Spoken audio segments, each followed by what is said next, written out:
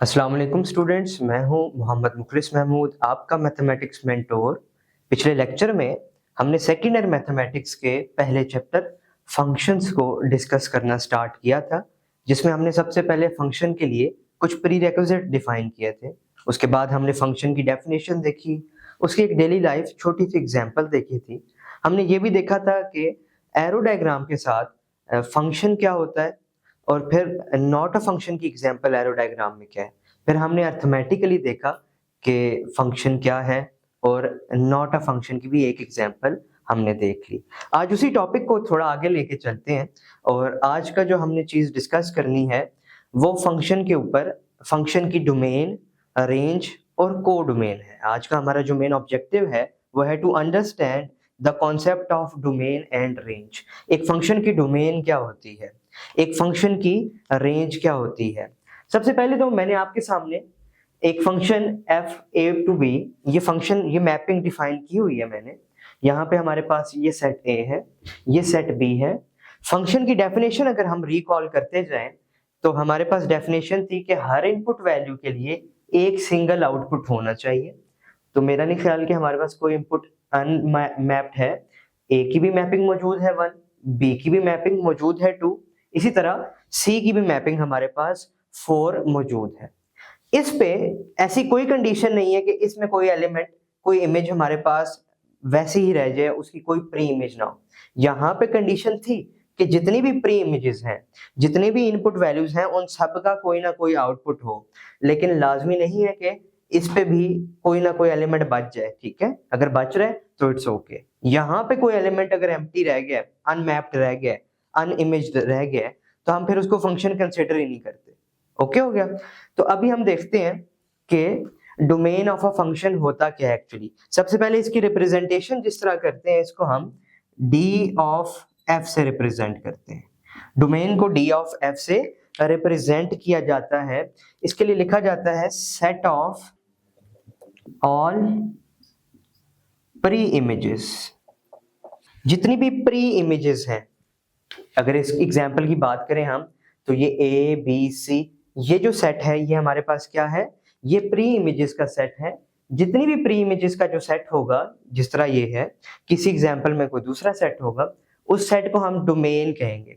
In short अगर हम ये कहें कि हर इनपुट वैल्यू को हम क्या कह रहे हैं, डोमेन। जितनी भी चीजें हम इनपुट कर सकते हैं, every input value, every possible input value, जितनी भी पॉसिबल इनपुट वैल्यूज हैं उसको, उनके जो सेट को हम क्या कहेंगे, डोमेन कहेंगे। ठीक हो गया। अब इसके लिए जैसा कि ये सेट हमारे सामने, ये मैपिंग गिवन है। यहाँ पे जो सेट ए है, सेट ए हमारे पास क्या है, जिसमें हमारे पास ए बी और सी है। ये सारी की सारी अभी के लिए इस फंक्शन की डोमेन कहलाएंगी। इस फंक्शन की डोमेन कहलाएंगी ए बी और सी, चूंकि हमारे पास ये इनपुट है जिसके लिए कोई आउटपुट आ रहा है। तो कोई भी ऐसी वैल्यू जो कि इनपुट हो या जो प्री इमेज हो फंक्शन के अंदर, वो हमारे पास डोमेन कहलाती है।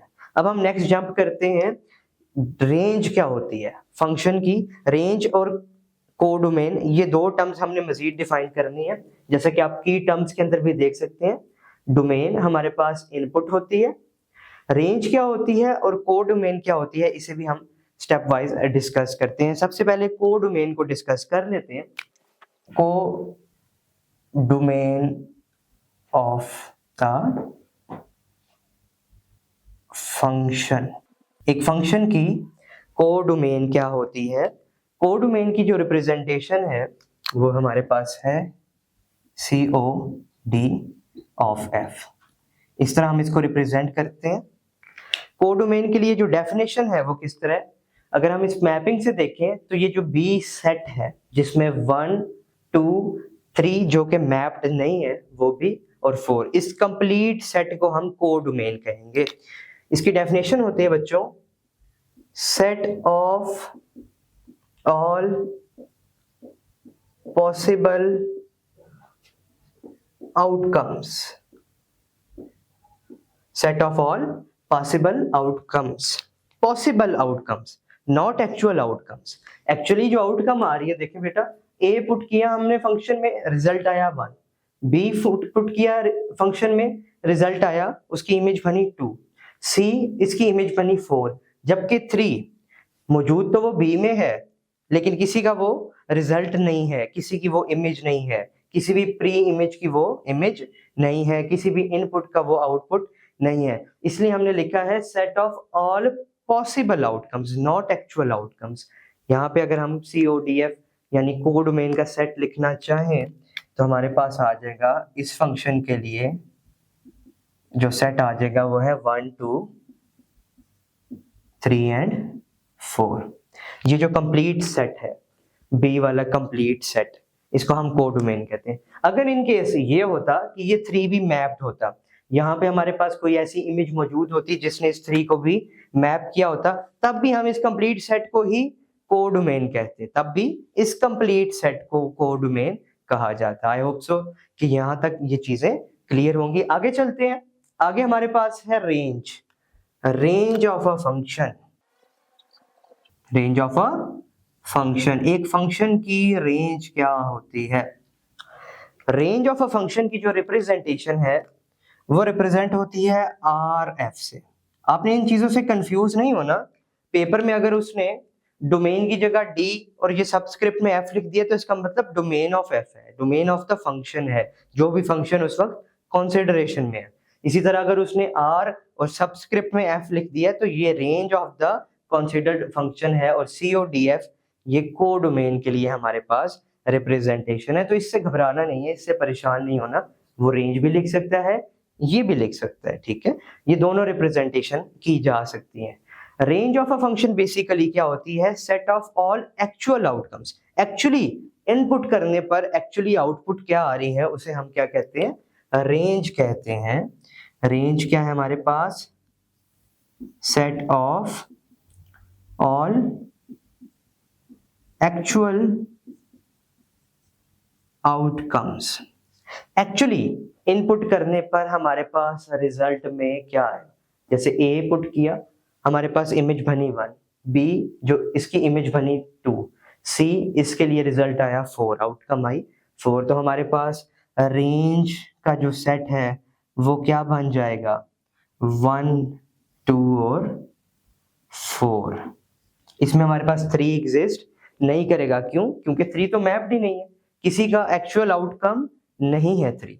आई होप सो कि यहाँ तक की बातें क्लियर हो जाएंगी। एक और चीज यहाँ पे जो एडिशन की जाए, जो रेंज है वो कोडोमेन का सबसेट होती है, इसके बराबर भी हो सकती है।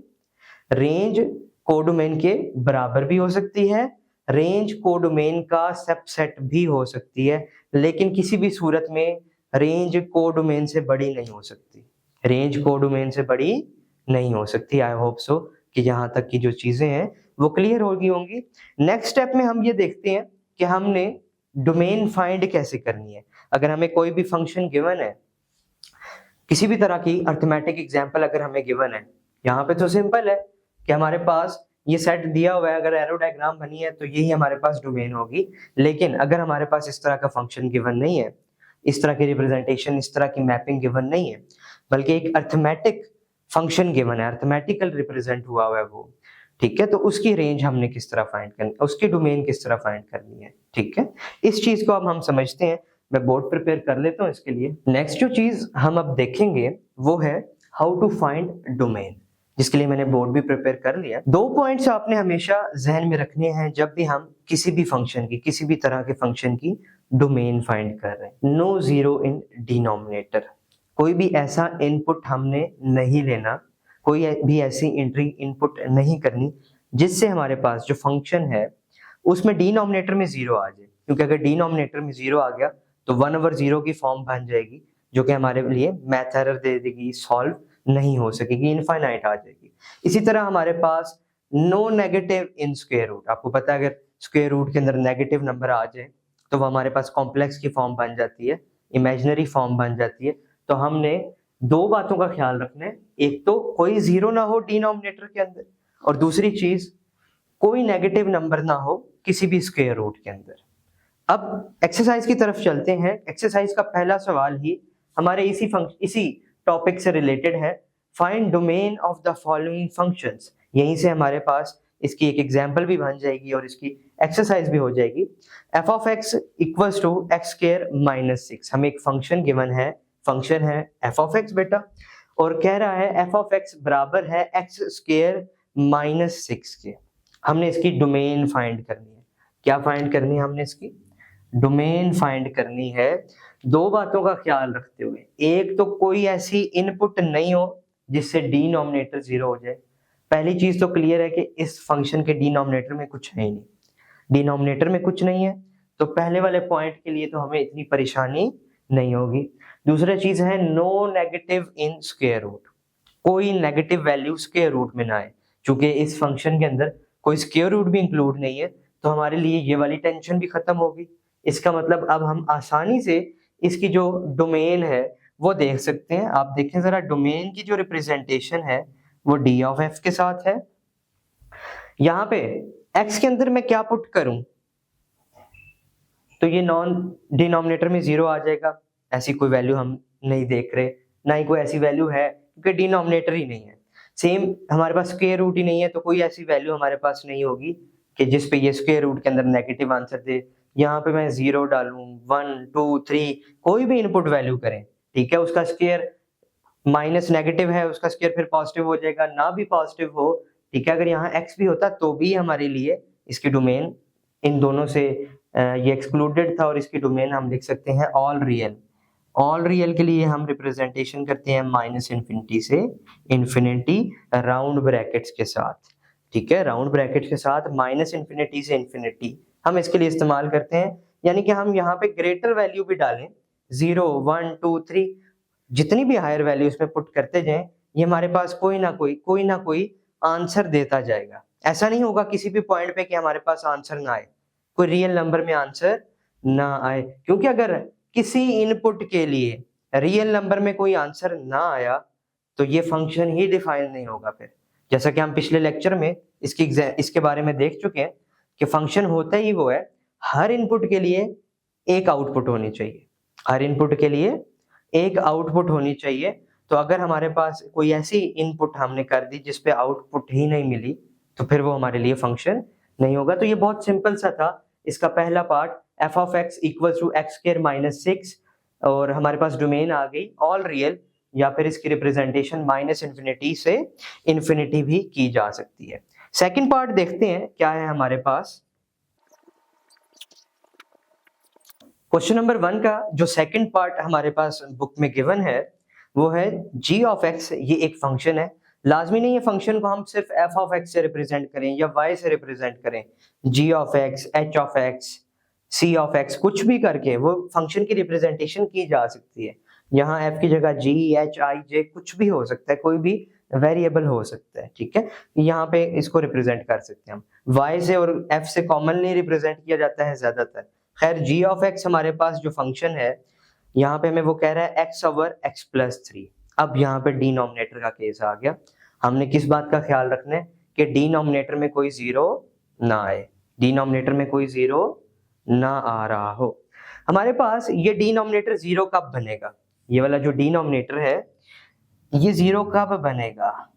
अगर मैं इसको 0 पुट करूं तो x equals to minus 3, x plus 3 equals to 0, x equals to minus 3। इसका मतलब ये माइनस 3 पे डिनोमिनेटर 0 हो रहा है, माइनस 3 पे क्या हो रहा है, डिनोमिनेटर हमारा 0 बन रहा है, यानी हम माइनस 3 को इसमें इनपुट नहीं कर सकते। क्या माइनस 3 के अलावा कोई ऐसा नंबर है? प्लस 3 पुट करें, 0 1, बाकी सारे नंबर्स पे ये कोई ना कोई हमें आंसर दे रहा है। माइनस 3 एक ऐसा नंबर है जहां पे डिनोमिनेटर 0 बन जाता है। सेकंड पॉइंट है no negative in square root, तो यहाँ पे क्योंकि स्क्वायर रूट नहीं है तो उसको हम कंसिडर ही नहीं करेंगे, सिर्फ इस चीज को देखेंगे। चूंकि x इक्वल्स टू माइनस 3 पे ये हमारे पास कोई सोल्यूशन नहीं दे रहा, तो इसकी डोमेन क्या होगी? इसकी डोमेन होगी रियल होगी, लेकिन रियल में से हम माइनस क्या कर देंगे, रियल में से हम माइनस 3 को निकाल देंगे। हर रियल नंबर इसकी डोमेन हो सकती है। इसको रिप्रेजेंट हम ऐसे भी कर सकते हैं, x belongs to real minus 3, x belongs to real minus 3, यानी x के अंदर हर रियल वैल्यू इनपुट की जा सकती है, नहीं पुट किया जा सकता तो वो -3 नहीं पुट किया जा सकता। रियल के सेट में से अगर -3 को निकाल दें तो पीछे जो बच जाएगा वो हमारे पास इसकी डोमेन हो जाएगी। आई होप सो कि यहाँ तक जो चीज़ हमने पढ़ी है वो आप सबको क्लियर होगी। ओके, आगे चलते हैं। इसका नेक्स्ट पार्ट हमारे पास है। इसी के बाद नेक्स्ट जो हमारे पास इसका पार्ट गिवन है क्वेश्चन के अंदर वो है h ऑफ x एक फंक्शन डिफाइंड है। फंक्शन है हमारे पास x+4 divided by x square -9। x square -9 denominator में मौजूद है। इस पूरे फंक्शन में कोई अंडर रूट नहीं है तो इसका मतलब हम इस केस को तो डिस्कस नहीं करेंगे, लेकिन क्योंकि डिनोमिनेटर मौजूद है तो अब हमने देखना है कि वो कौन से केसेस हैं, वो कौन सी x की वैल्यू है जिस पे डिनोमिनेटर हमारा 0 के बराबर आ रहा है। तो सेम इसी तरह डिनोमिनेटर को एक बार 0 के बराबर पुट करके चेक कर लेते हैं। x square -9 equals to 0, x square equals to 9। ठीक हो गया। इधर भी स्क्वायर है, दूसरी साइड इसको स्क्वायर को खत्म करने के लिए हमने दोनों साइड्स पे अंडर रूट ले लेना है। जब भी यहाँ पे हम अंडर रूट लेते हैं तो साथ पॉजिटिव नेगेटिव का सिंबल आ जाएगा। ये स्क्वायर हमारा अंडर रूट के साथ कैंसिल हो गया। अंडर रूट ना होता है हमारे पास +-3 आ गया। इसका मतलब ये हुआ x की वैल्यू आया, हम +3 पुट करें, यहाँ पे +3 पुट किया तो उसका स्क्वायर 9, 9 - 9 0, डिनोमिनेटर 0 बन जाएगा। इसी तरह अगर हम x -3 पुट करें तो -3 का स्क्वायर भी +9 होता है, होल स्क्वायर नेगेटिव को खत्म कर देते हैं तो 9 - 9 तब भी हमारे पास डिनोमिनेटर में 0 आ जाएगा। हमने अब रेंज में से डोमेन में ये चीज देखनी है कि इस डोमेन में हमने +-3 इंटर नहीं करना, इसमें जो इनपुट वैल्यू है वो +-3 नहीं हो सकती। तो इसकी डोमेन क्या होगी बच्चों? Domain of h। अच्छा यहाँ पे देखें एक मिस्टेक हुई, अब ये डोमेन ऑफ g होनी चाहिए थी, डोमेन ऑफ g। इसी तरह यहाँ डोमेन ऑफ h क्या हो जाएगी? Domain x। ये रियल है लेकिन रियल में क्या नहीं है, ना +3 मौजूद होगा ना -3 मौजूद होगा। x में हर रियल वैल्यू इनपुट की जा सकती है, नहीं पुट किया जा सकता तो वो +3 या फिर -3 पुट नहीं किया जा सकता। इसकी एक और रिप्रेजेंट इस तरह किया जा सकता है, x such that x belongs to R यानी real and x is not equal to +3 और -3। इसकी एक रिप्रेजेंटेशन हमारे पास, ठीक है, इस तरह भी इसको रिप्रेजेंट किया जा सकता है। ओके हो गया। इसी का एक नेक्स्ट पार्ट भी देख लेते हैं हम कि इस सवाल में हमें उसने कोई ऐसा दिया है फंक्शन जहां पे हम इसमें रूट गिवन हो। अच्छा, इसी क्वेश्चन का एक और हम पार्ट देख लेते हैं। अब जो हमारे पास फंक्शन गिवन है वहां पे अंडर रूट आ रहा है। हमारे पास फंक्शन है k of x which is equal to √x+1। पहले हमने जितने भी केसेस किए उसमें डिनोमिनेटर जो आ रहा था हमने उसको देख लिया कि डिनोमिनेटर को 0 होने से कैसे बचाना है। अब हम ये वाला पॉइंट भी डिस्कस कर लेते हैं कि जो हमारे पास स्क्वायर रूट है उसके अंदर नेगेटिव वैल्यू हमने आने से कैसे बचानी है। ठीक हो गया। तो देखते हैं कि इसके लिए हम क्या कर सकते हैं। बिल्कुल जैसे हमने इसको 0 नहीं बनाना था तो इक्वल टू 0 रखा था, इसको हम चेक कर लेते हैं कि कब x+1 ये लेस देन 0 होगा। कब x+1 लेस देन 0 होगा? अगर हम x को इधर ही रखें, +1 को दूसरी साइड ले जाएं, तो हमारे पास आंसर क्या आ रहा है? जब भी x को हम -1 से छोटा पुट करेंगे, देखिए अगर मैं यहाँ पे x को 0 पुट करता हूँ तो 0 + 1 1, x को -1 पुट करता हूँ तो -1 + 1 0, जिसका अंडर रूट फिर 0 आ जाएगा हमारे पास।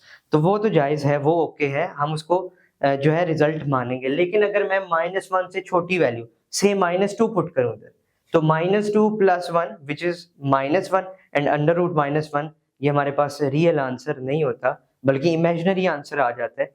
तो हम यहाँ पे इसकी डोमेन क्या लिखेंगे? Domain of k is x such that x belongs to R, x real है and x is not या फिर x इज ग्रेटर देन और इक्वल टू -1, ये भी लिखा जा सकता है। इसको इस तरह भी लिखा जा सकता है x such that x belongs to R and x is not equal to less than -1, ठीक है। या तो हम ये लिख दें कि x या -1 है या इससे बड़ा है, या फिर हम ये लिख दें कि x -1 से छोटा नहीं हो सकता। ये दोनों बातें दुरुस्त हैं। इसको एक और तरह से भी हम रिप्रेजेंट कर सकते हैं। वो रिप्रेजेंटेशन हमारे पास है, हम -1 से इन्फिनिटी तक वैल्यूज पुट कर दें। -1 इंक्लूडेड है और इन्फिनिटी पे राउंड ब्रैकेट हमारे पास आ गई, तो ये सारी चीजें इसकी डोमेन में आ सकती हैं। किसी भी एक तरह से अगर आप रिप्रेजेंट कर देते हैं तो ये ठीक मानी जाएगी। आई होप सो कि हमारी ये जो बातें हैं डोमेन के बारे में, कि डोमेन को किस तरह फाइंड करना है, डोमेन के लिए कौन से 2 पॉइंट्स जहन में रखने हैं, अगर डिनोमिनेटर में हमारे पास कोई टर्म आ रही है तो तब डोमेन फाइंड करते हुए किन बातों का एहतियात करनी है, अगर अंडर रूट के अंदर फंक्शन आ रहा है तो तब डोमेन फाइंड करते हुए किस चीज की एहतियात करनी है, ये क्लियर होगा। इसी क्वेश्चन में क्वेश्चन 1 के जो रिमेनिंग पार्ट्स हैं बिल्कुल सिमिलर है, बहुत आसान है, आपने उनकी प्रैक्टिस लाजमी करनी है। और इंशाल्लाह अगर आपको कोई मसला हो तो वो भी हम साथ साथ क्लियर करते जाएंगे। मिलते हैं फिर नेक्स्ट लेक्चर में, तब तक के लिए अल्लाह हाफिज।